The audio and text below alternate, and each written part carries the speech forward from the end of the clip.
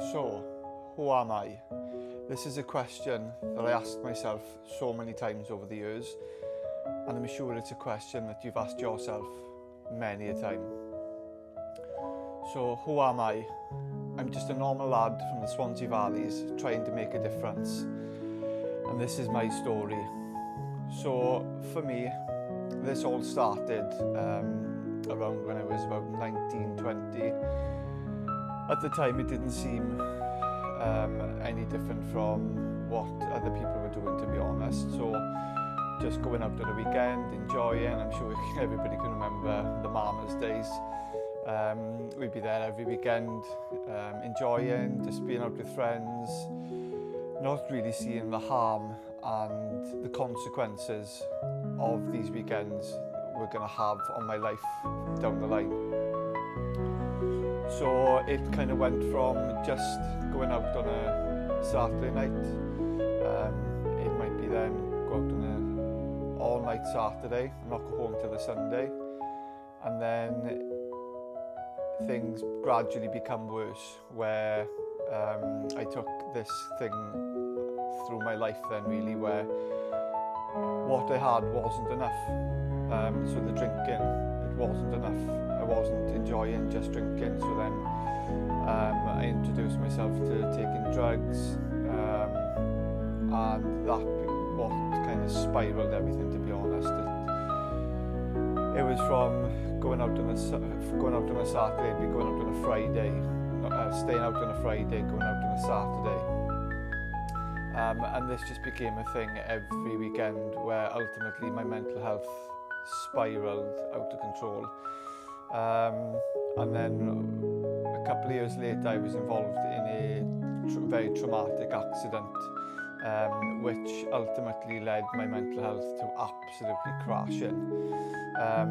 This spiraled the binge drinking, the drug taking, where I would be out all weekend. So it wouldn't just be from one weekend I'd go out on a Saturday, I'd be out on all day Sunday,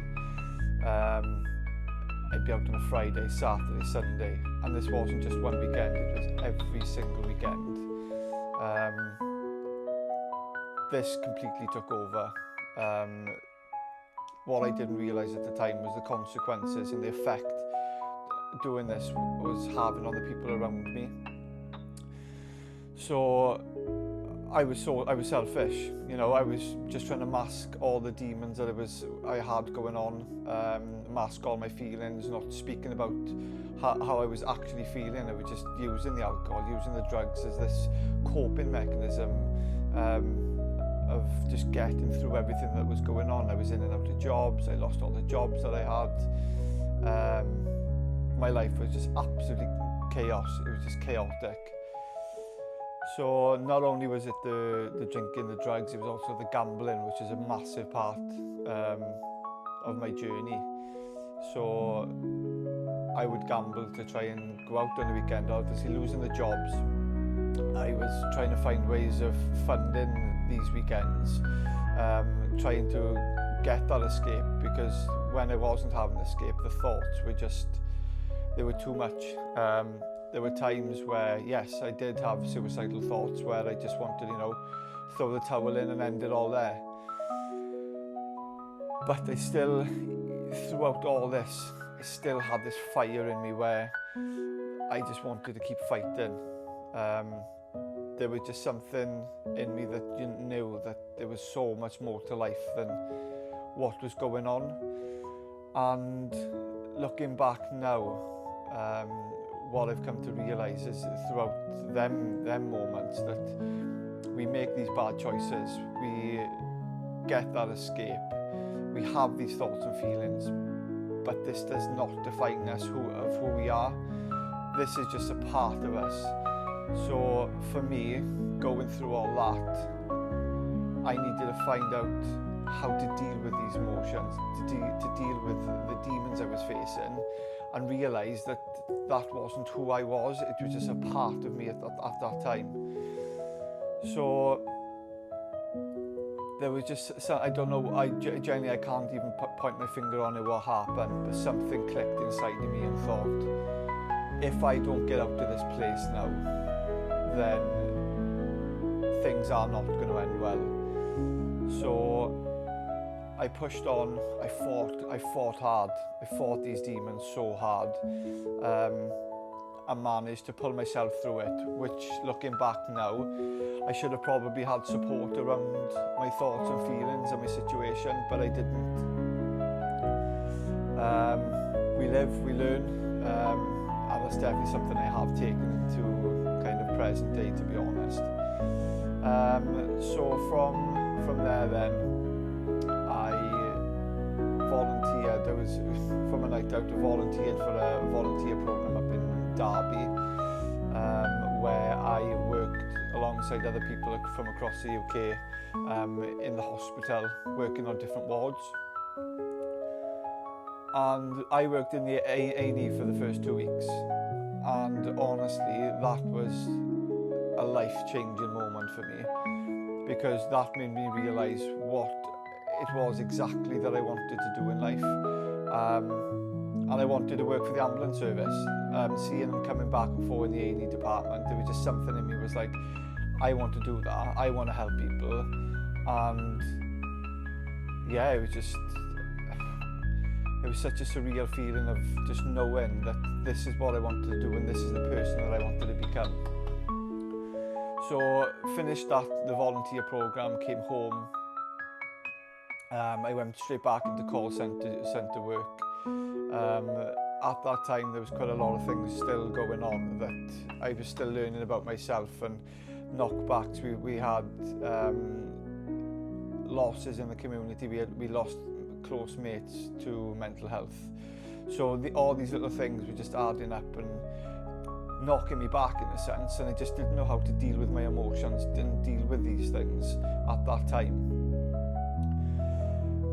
But I lost another job, I came back, I was still in the pits of going out drinking and still in binging in that lifestyle, which I knew wasn't good for me. But ultimately it led me to, I lost my, that was around the time where I lost my grandfather. So that grief for me was a lot. And that ultimately led me to losing another job. So from there again then, I just thought I need to pursue something that I really, really want to do. So I was in another job in a call centre, and I just had this realisation that I needed to leave. I needed to pursue what I wanted to do. So I left, and I managed to get a job working in mental health as a support worker. Best job, and honestly, best job that I'd ever had. Just, you know, knowing that we were helping people and the support that we were giving these people was incredible, and the reward was so much greater than anything else, to be totally honest. And around that time, while I was working in mental health, I had my first child, and that again was another massive turning point for me. It gave me a purpose. It gave me that drive to want to do better, want to succeed, and just want to be this good person and provide for my daughter. So yeah, that was just a massive point in my life. And fast forward on about a year and a half, I split with my daughter's mother. That came with its own challenges, having to adapt to living back at home, and now having my daughter every weekend. But these things, we live, we learn, we adapt, we make changes, and we just appreciate that we have these things in life.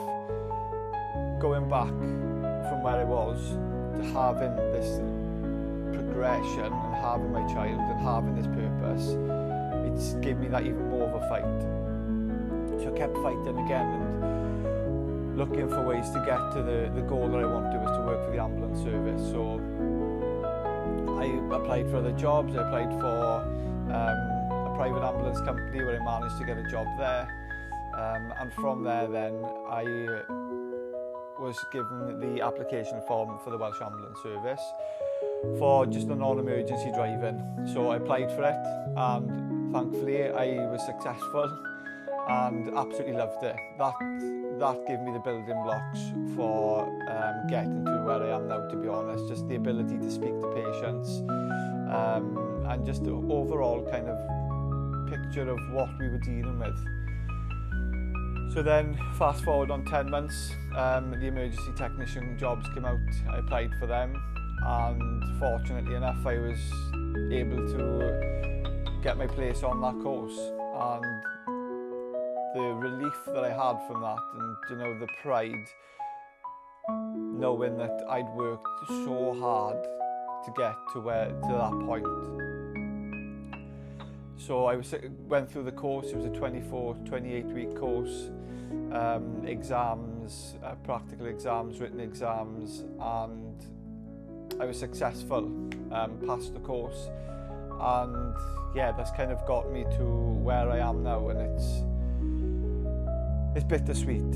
You know, you look back and think, oh my God, where I was all those years ago, in the pits, absolute pits of depression, the binge drinking, the drug taking, the gambling, just having absolutely no worth, no kind of direction, and knowing kind of where you're going.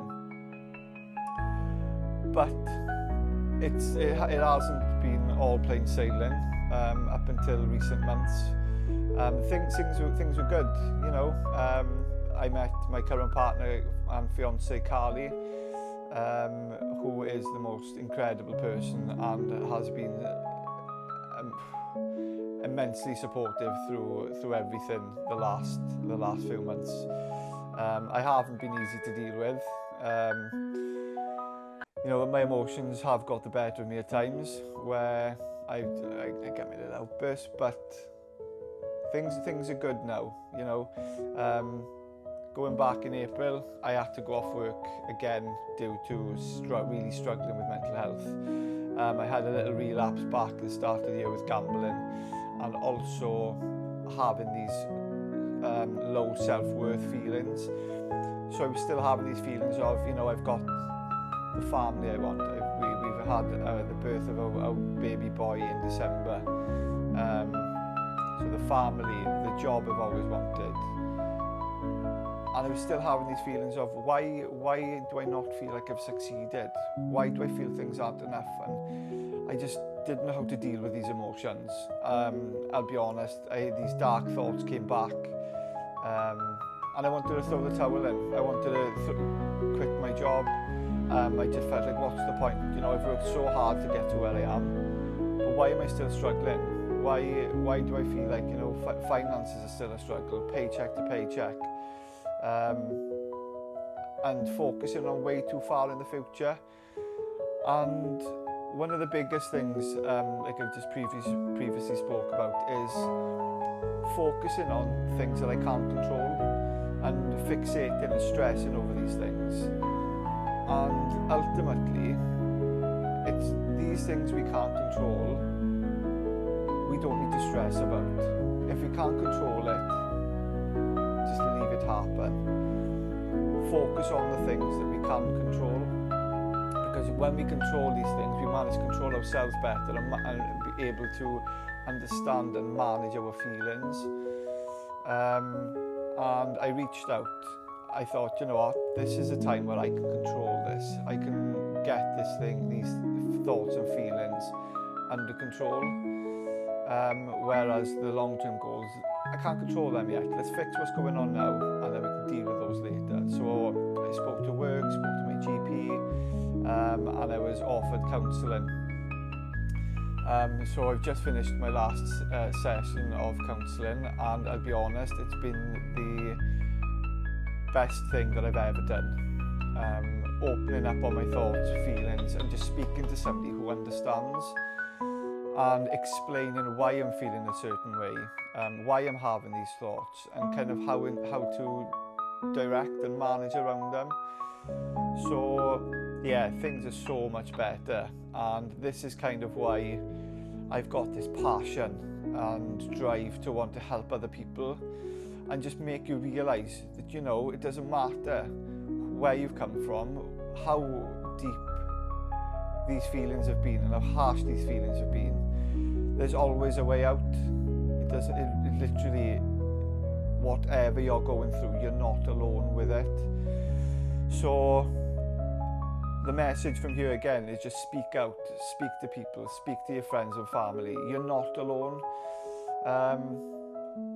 I really hope that listening to this helps at least one person. You know, that we all go through similar things, but what's small to one person is massive to somebody else. So let's keep this in mind and just be kind to one another, and let's break the stigma, you know, one conversation at a time. And come on, let's get behind this and let's make a difference. Thank you.